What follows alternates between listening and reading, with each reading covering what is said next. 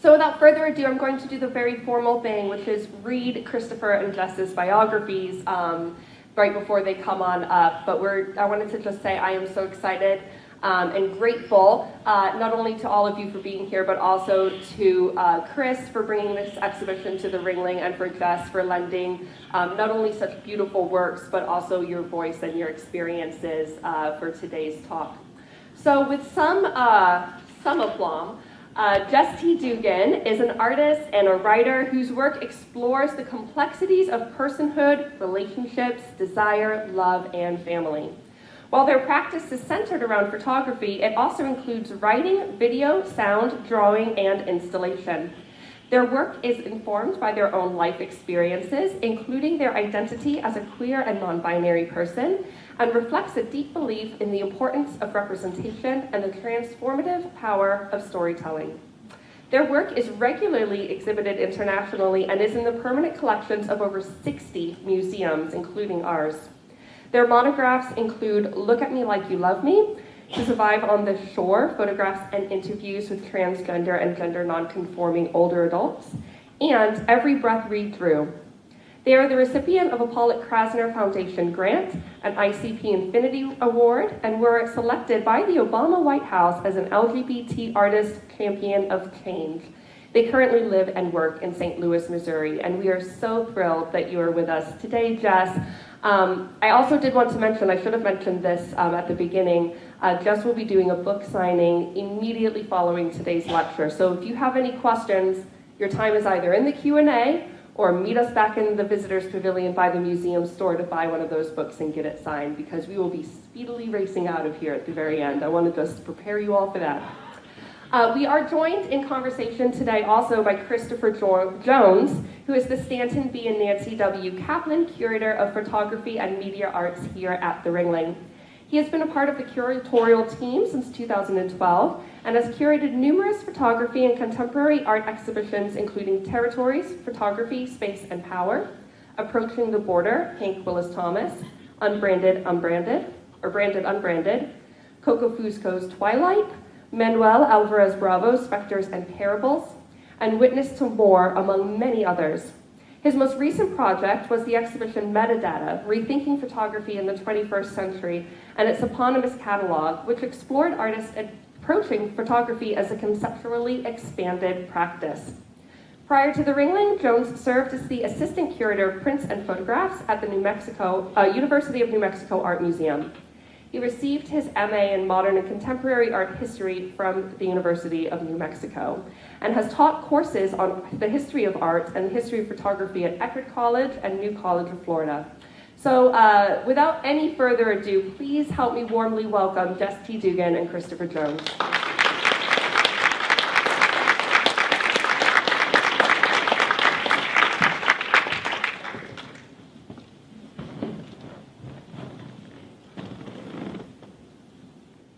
Hello? Hello. Chris is starting, but I wanted to say hello. I'm starting, but I didn't get my mic on in time, so just beat me to it. So first I just wanted to say thank you to everyone who's come out today to join us. This is such an amazing moment for me, kind of the culmination of, and I know I'm going to be terrible with this mic, but a culmination of the past few years now of conversations that Jess and I have had, and working together to bring this exhibition to the Ringling and to Sarasota. And of course, we originally had scheduled this for back in October, and then we had all of our hurricanes visit and had to reschedule. So this is really wonderful to finally all of us get together here today. But without further ado, I really wanted to kind of get to something that we're always interested in. That's the artist's origin story. And I'm particularly interested, Jess, in what drew you to photography specifically, and what sort of artists were inspirations to you kind of early on? Sure, yeah. Before I jump into that question, I also want to echo the thank you for being here. It's really an honor and exciting for me to be here. It's been a challenging few weeks, as many of you know, and I'm finding that these moments of connection are really important and my way of moving forward. So I'm really honored to be here with you all and want to lead this moment with love and connection. So my origin story. I grew up in Arkansas. In terms of my identity, I looked very similar to how I look now. So my childhood was, I grew up with this heightened awareness around gender and sexuality from a very early age, which has informed my photographic work. But on the photography side, I was not part of a family that went to art museums. I was not really around the art world. I went on a field trip here and there to an art museum. But when I was young, my parents got divorced and I made a lot of pictures. And I think in hindsight, I started making pictures as a way to hold on to things and to make sense of my life while things were changing. And then I asked for a real camera when I was 11 or so and got an SLR camera and started making portraits. And I moved with my mom to Cambridge, Massachusetts when I was 13. And it's so interesting because when I look back, the thing I was excited about was getting there and setting up a photo studio in my bedroom, even though I had never taken a photography class. It was just like this thing. So anyway, then in high school, I discovered the art department. I took drawing classes and ceramics classes, and which thank goodness for aggressive teachers. My art teacher saw me doodling outside of school and literally dragged me to the guidance counselor's office and put me in her class. And I found refuge in the art department. But I always wanted to make pictures, and so finally, my last year in high school, I got into a photography class, and it was instantaneous love. I started skipping all my other classes to spend time in the darkroom, which I somehow negotiated, I'm not really sure. But from that moment, my very first pictures were portraits, and they were of myself and my peers. I had come out as gay when I was 13, and as non-binary shortly thereafter, and I was part of this very vibrant queer community, yet this was the late 90s. At the time, the only images in the mainstream of the people in my community were very negative and were not in sync with my real experience. And so at 16, I set out to make portraits that would show my life and the life of people I loved and cared about in this accurate way. And then I went to college. I went to the Massachusetts College of Art and Design, and I was very lucky to land there. It's the only public arts college in the country, which is really amazing on its own. But I landed with this stunning photography faculty, which was pure luck for me. So I studied with David Hilliard, Abe Morell, Nick Nixon, Laura McPhee, Barbara Bosworth, and I was really introduced to this sustained, slow, long-term way of working. I trained on a 4x5 view camera, which really informs my work now. And also this idea of just working serially and working in these longer-term projects. I think I'm interested in that process of how you choose your subjects and your sitters for your portraits. And if you could talk about that collaborative process, because I know it's very collaborative with you and who you choose and who you work with. Yeah, so collaboration and consent are really, really important to me in my work, and for this body of work, the way that I choose people is really based on a kind of energy and connection. Some of them are friends, some of them are people I photographed many times over many years, but others are people I just meet in passing and I feel some kind of connection to. Actually, Elsid, who we'll see against the green wall, I met when they were working at a coffee shop, and I just responded to them. So I think there is this visceral connection, but intellectually I'm really interested in androgyny, I'm interested in gentle masculinity, I'm interested in this combination of strength and vulnerability. I'm really drawn to people who fully know who they are and live unabashedly from that place, especially when it requires a negotiation in our society. So, the theme of my work is really how we come to know ourselves intimately, and then how we make meaningful connection with other people. And so I'm purely following this connection that I feel. And then the process itself is very collaborative. I usually request a 2-hour block of time. I work very slowly. I work alone with the subject. I don't have assistants. I don't have a lot of equipment. It's a very simple process. And we really, like I said, I trained on a 4x5 view camera, so I photograph still that way on a tripod with natural light, slow exposures, paying a lot of attention to pose and light and color. And we really work our way into the portrait. And so for me, I envision the portraits as being this fusion of our identities and desires. And the image we make together comes from this middle space where our energies meet. Yeah, I think that is such an important facet of your work. I mean, it's always interesting to speak with different photographers and artists, and there's a sort of fluency in different ways of working. And for example, like I don't see you as much of as a street photographer, for example, kind of walking around. But with you, it's about making these human connections. And I think one of the things that folks are often surprised by when I do tours of your show, which I've had the pleasure of doing, is that everyone, for the most part, I mean, these aren't models. They're not professional models. They're people from everyday life that you might be friends with. In some cases, they're family or partners. But often it's just someone you might see at a store or here and there out and about. But you're able to really transform them. I mean, everyone looks beautiful in your photographs. I want to be I mean, I'm not putting myself out there, but I'm just saying we all want to look like this, and it's really fascinating that you're able to work with folks that are just from everyday life and really transform them. And so I'm always curious about, what when you choose a particular moment, or when that oh, we've got a rapport, and this is what I'm looking for. Does that make sense? Yeah, I mean, that's such an interesting question. I mean, the thing that first pops into my mind is that I photograph people who I find beautiful, and that's in part why the images look the way they do, because it's a very real admiration, and there's something in them that I'm really responding to. And I don't use the word beautiful in a traditional sense. It's like a soul beautiful connection. I mean, I think of course there's a lot of technical things at play in my work, and we'll talk about the sort of art history influence, which is certainly there. But so much of what I do when I'm making a portrait is just read energy. It's really all about connecting intimately and making space for someone to feel seen, making space for someone to be their full authentic self and to be really seen for that and validated for that. That's so much of what I'm after, just through my practice as an artist, whether it's a self-portrait or a portrait of someone else, making space to be really seen and affirmed.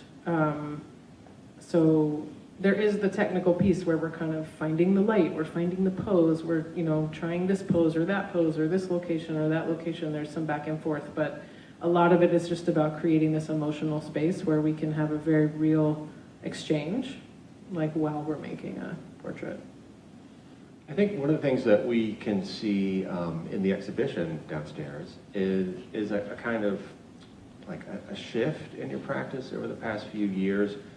And talking about kind of creating a space where people can be themselves. And your work tended to be more interiors for a long time, and it makes sense to have people in an environment where they feel safe.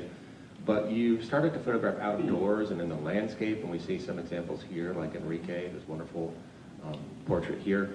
Could you talk to us about that shift, why that came about, but also how that might have reframed your work and the context for your pieces? Sure, yeah. I mean, my work is so informed by my own life and my own experiences, which is part of why I sort of introduced this framework of my childhood and where I came from. But I think that also translates to location and space. And so, yeah, as you mentioned, my earlier work was largely indoors, and it was kind of no place. It was nondescript intentionally. And over the past, 6 or 7 years, the landscape has really crept in. And I think that's for two reasons. One is I've lived in Missouri. I've lived in St. Louis, Missouri for the last 11 years. And I'm just in a different landscape there, a more rural landscape. I mean, I live in the city, but it's very easy to get to a rural landscape. And I live across from a 300-acre park that's really beautiful. And a lot of this work was made in that park. And it's a place I spend time, I walk there, I watch the light, I watch the foliage, and it's deeply integrated with my life. So I started photographing in the landscape more just on this very intuitive level, and I still kind of isolate a space within the landscape. I find a little place where we can still be private. And then the other landscape I make work in a lot is Provincetown, Massachusetts. I'm from Boston. As I mentioned, I consider myself from Boston.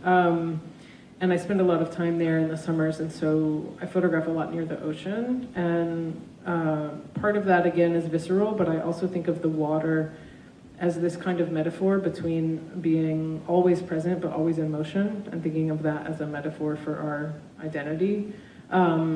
So anyway, I moved toward the landscape somewhat intuitively, but as I've continued working that way, I'm also thinking a lot about what it means to render queerness in an expansive landscape, outdoors, especially in our rural Midwestern landscape. That picture of Enrique is in a small town 40 minutes west of St. Louis. It's a conservative place, you know, just thinking about what does it mean to have queer bodies, queer couples in this like natural expansive space. And also, you know, of course, then the message is sort of linking queerness with this very organic, natural state of existence.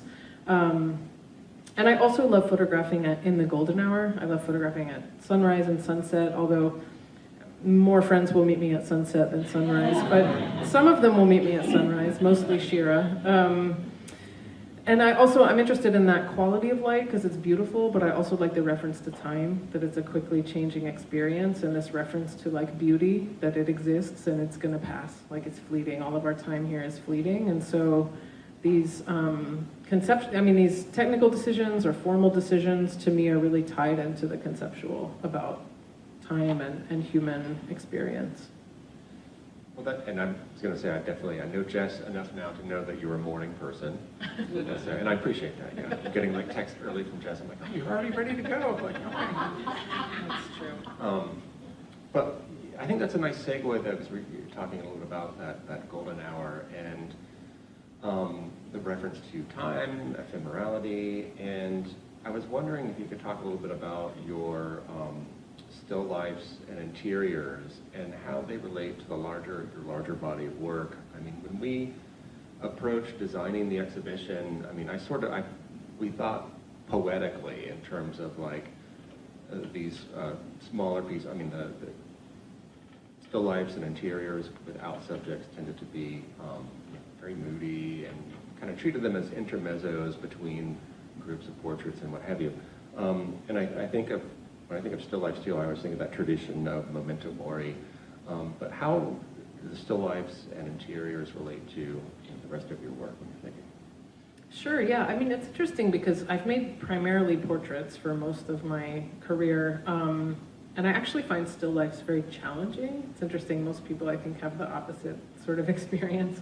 But I started making them somewhat naturally in earlier work, and I was making them then of pairs of objects, like 2 pillows or 2 sets of boots. And I think those were a reference for me of the need we all have for relationship and connection. So even in my earliest book, there were still lifes here and there. But really, leading up to the pandemic and then heavily 2020 on, I started photographing flowers a lot in my home. I started making pictures of like fleeting light on the wall. And again, it was a very intuitive move, but I think it's very clearly about time and just trying to talk about life and vibrancy and limited time. Also just beauty, and there is a kind of melancholy, I think, to some of the stills. I think something that's present in a lot of my work is a duality of beauty and melancholy, and sort of how those things coexist and how struggle can sometimes lead to immense freedom, but those things are both present at the same time. And then on a more practical level, in both a book form and exhibition space, I've been thinking so much about the sum of the parts, like the sequence and the experience of an entire exhibition, the experience of an entire book. And so the still life images allow for a different emotional note than the portraits. A lot of my portraits have direct eye contact. They're fairly, they require engagement. They can be kind of intense. And the still life images just offer a breathing space. So it also allows me to really play with the experience of seeing the exhibition. Bringing in a moment of reflection and kind of quietness. Does that sort of influence what you photograph as you think more in terms of kind of sequences or not? Not hugely. I mean, my process of making work in general is that I make from a very intuitive place, and then I reflect from an intellectual place, and then of course that reflection goes back into the intuitive making. So I'm sure on some level, for sure. I mean, the introduction of still lifes, the introduction of writing, those have both really affected how I make work as a whole. But I think it's mostly intuitive. It's like I'm just drawn to make a certain image or not. It's not like I'm going to make a still life today. Right. You know, just sort of like I see something, or it, you know, some of the images in the show, like the wisteria photograph, is on a path that I walk every day. And, you know, I just sort of watched it bloom and bloom and bloom. And suddenly it was the right moment to photograph it. You know, so it's fairly organic. Well, and, you know, one of the things that people have brought up, and that as an art history nerd myself, I see a lot of allusions to art historical tropes and traditions of Western portraiture. And you know, you chatted with me before about the fact that you did a museum studies degree, you were at Harvard, and you worked photographing the collection there. And so I'm curious about, you know, engaging with their collection and the tradition of European art history. I mean, how did that impact your work? Were there artists from, you know, Renaissance or classical era or Baroque era that really made an impact on you, that became influences? Yeah, for sure. So you know, in college, I mostly studied other photographers. And I tend to be an artist that I look at everything. I just take everything in. I try to get a lot of influences.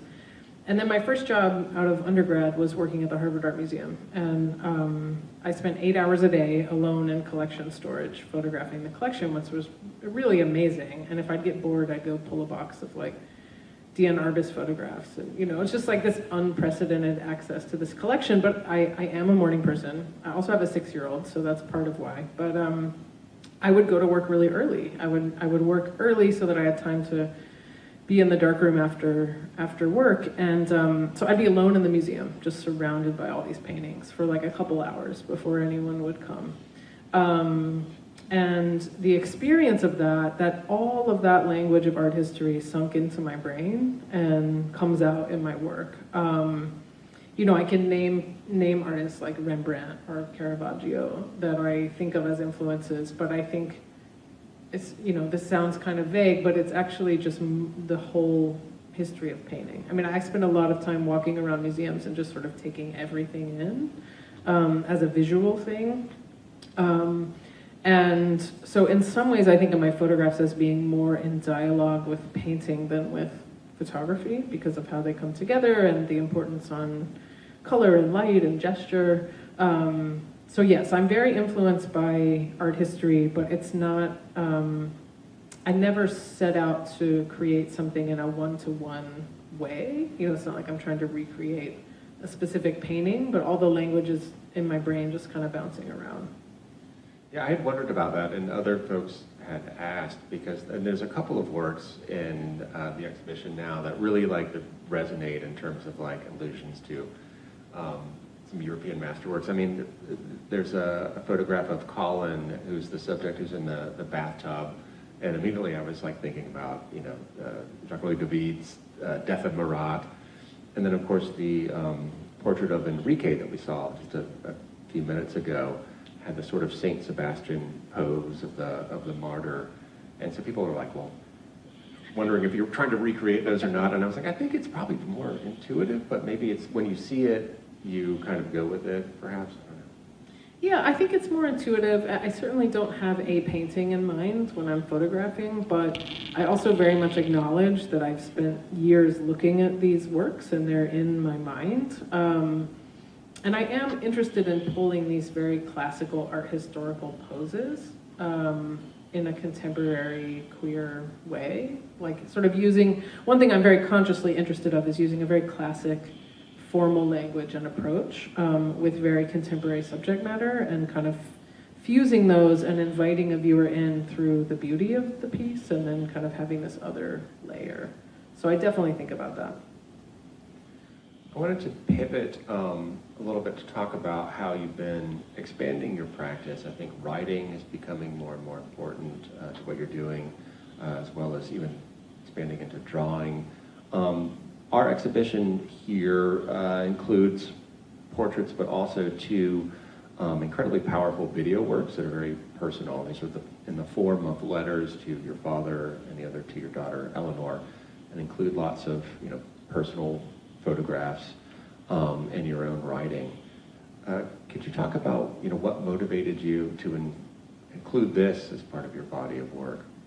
Sure, yeah. I mean, the first video was Letter to My Father, which I made in 2017, and it's about my difficult relationship with my father, our eventual estrangement. And I turned to working in video because I felt like I had come up against the limits of what I could talk about in photography. Like I had the need to tell this story about this part of my life, and I also speak about my mom a lot in my artist talks, and so I was also having these strange experiences where people would come up to me and be like, "That's so great, your mom's a lesbian, your life must have been so awesome." And I was like, "Oh, no one knows I have a father." It was like this strange, I was just omitting this whole part of my life. And so I felt like I needed to tell that story, but also, the making of the videos in particular is a kind of healing. They're difficult to make, or emotional. That one was difficult to make. They're emotional to make. I literally look at every snapshot I have as part of making that video. So it's a very long process. So I think it was twofold. I wanted to tell that story, and I was also just trying to make sense of it for myself, and kind of work through that experience. And when I made Letter to My Father, it felt so personal. I was very nervous to show it. And I started showing it. My first show was in a kind of random gallery in St. Louis where not that many people would see it, which I think was really important. It was this very soft launch. I was like, the stakes are very low here. But anyway, I exhibited it more and more, and over a period of a couple years, really began to think of that video work as part of my practice, and began to see how connected it was to my photographs, and just this theme of storytelling, storytelling as a powerful connector. And then when I made my book, Look at Me Like You Love Me, I wrote 20 texts that are in the book. They're personal narrative texts. Some of them are memories about certain photographs. Some of them are kind of mining my own identity or my own psychology, why I photograph. Some are about desire and connection. So I sequenced this book with 60 photographs and 20 texts, and the text really became a big part of the work. There's an audio soundtrack that is in the exhibition space with these texts. So writing really became a big part of my work. And then, Letter to My Daughter's the more recent video from 2023. And again, I make the videos when I feel like I have a story to tell. It's they have to come organically. If someone was like, "Go make a video about your mom," I'm like, I'm not ready, It's so they really come up. And for me, that was, I started it when Eleanor was 5. I worked on it for about a year and a half. It's actually a fairly long process for me to kind of whittle everything down. And again, I just felt like I had this story to tell about my journey to parenthood, about, queer and non-binary parenthood in particular, but also just the universal love of parenthood. I had this story I wanted to tell. So yeah, the videos I think are in some ways more directly personal than the photographs, but I think they complement one another and have a tie-in. One of the things too is engaging with the Letter to My Daughter, and it made me think about the fact that there are so few, nuanced, just few at all, representations of queer families, and especially families with, gender nonconforming parents or trans parents. And I was wondering if there were any sort of mentors for you or guides that you look to in art or outside of art, but also how becoming a parent, how has that impacted your work and what you do? Sure. I've been thinking about this a lot recently, actually. One thing I've always thought about is the importance of representation, but I've been reflecting on my own access, what did I see? And that's part of how I came to photography. When I was a teenager, I was looking for images of queerness, and I found Catherine Opie, I found an artist named Della Grace Volcano, who's less well known, but I stumbled upon their work early on, Mapplethorpe. I was sort of looking for identity in photography. In terms of the representations, it's very strange. I think we have so many more representations of queerness, but when I'm looking for representations of queer parenting or trans parenting or butch parenting, there's so very few, and I've been really looking, like, I mean, there's some more across culture, but like in the art world specifically, there's very few. And I mean, Catherine Opie is a very notable example. But I've had several conversations with curators where they're like, oh good, we have your work and Kathy Opie's. And I'm like, that was 20 years ago. Like, you don't have anything in, like, there's not a lot of other references, which I find really fascinating. So part of what I'm trying to do is make work that allows people to see those representations, but the work is about something bigger. Like, it's about all, you know, it's not asserting existence, it's telling a bigger story, but then it's simultaneously creating a representation. Okay, I have to think of the second question, becoming a parent.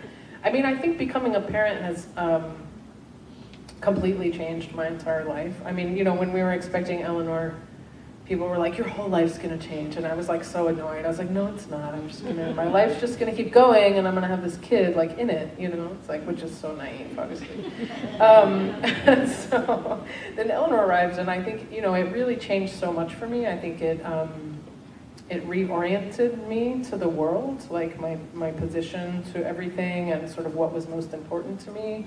So it changed me emotionally. I mean, I've also been a primary caregiver her whole life. Like, we were home together when she was young, and so we're just very close. And so I think on an emotional level, it's completely changed me as a person. It's also changed how I view my own mother, and I make work with my mother. I have a long-term body of work about my family. So it's affecting our relationship and the kind of pictures we make together in a positive way.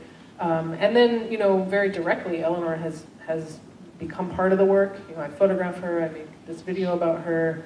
I'm about to release a new series of drawings. They're drawings of plants and flowers, but they're largely about Eleanor. They're about, you know, my process of reflecting on life and relationships and limited time and what it means to be responsible to another person, like what it means to be someone's main, you know, anchor in this world, and how the world is so unpredictable and how those things coexist. So, yeah, I think it's really affected everything. Well, I mean, for me, when I was first getting acquainted with your work, I mean, that was a big entry point for me personally, just as a parent, to be able to, you know, learn about your experience and see how I could identify or relate in some ways, just as a parent, and then other ways how challenging it would be for you and how different your experience was. And in our conversations, I mean, you have stressed the fact that representation and your activism are very important to who you are and your work, but you also don't want to be, you know, kind of pigeonholed as like, oh, well, you know, they're the, you know, queer artist or the gender non-binary artist or whatever. I mean, that you want your work considered to be, you know, more broadly, obviously. And so I was wondering, you know, how do you walk that fine line, or and how important is it to you for there to be these sort of entry points or points of identification for people who aren't part of the LGBTQ community or aren't, you know, gender non-conforming? Sure, yeah. I mean, I think it's a balancing act, and a lot of that comes to be in how the work is shown or written about, just sort of pushing against a certain kind of reduction in how the work is written about. I mean, because I do think there are these very clear elements of queer representation, and those are important to me, but I'm also very much at a point in my career where I feel like I'm just making work as a person. Like, I'm sort of the least interested in talking about identity directly. It's like, well, but what does it mean to be a human? What does it mean to love another person? What does it mean to grapple with limited time? Like, these are the questions I'm more interested in. But that having been said, there is a strong, you know, I have a background in activism. There's a strong part of my work that is about putting these representations in museum spaces and putting them in books and putting them in, you know, I've worked a lot actually outside of museums as well. So I'll often have shows in public parks or LGBT centers or, you know, senior centers or universities. And so there's a part of my practice that is very much motivated by activism and education. There's another part that's just really about the art itself and kind of this artistic life. I do very intentionally want my work to be accessible. I think I think portraits are fairly accessible anyway as a medium. Photography is accessible. There are parts of my work that are very informed by my own understanding of art history, but I don't think you need to know any of that to engage with the work, which is really important to me. And I very much want different entrance points. I mean, I think one of the things I'm trying to foreground is a sense of shared humanity. And so I want people of all identities to connect. And for people who can relate to the person they're looking at, that can be validating. And for people who are unfamiliar, it can be educational. So I'm very interested in the work having multiple points of access and functioning on different levels depending on who's looking at it. I don't know how much more time we have. Okay. We have like 5 to 10 minutes. Oh, perfect. Yeah. Well, I wanted to mention, and you touched upon it just a second ago, and I'm not sure if it was in the bio that was read, but I wanted to touch on the fact that you have a show coming up very soon, and that's at the Pollock-Krasner Foundation, March 7th in St. Louis. And it's a body of work that you're kind of showing for the first time, that you've been working on for quite a few years, but it's really kind of going in different directions. So these are all drawings that you're going to be showing. Could you talk to us a little bit about sort of making a shift or a move to showing a new body of work? Sure, yeah, I'm shocking everyone by telling them I'm making drawings. They're like, what?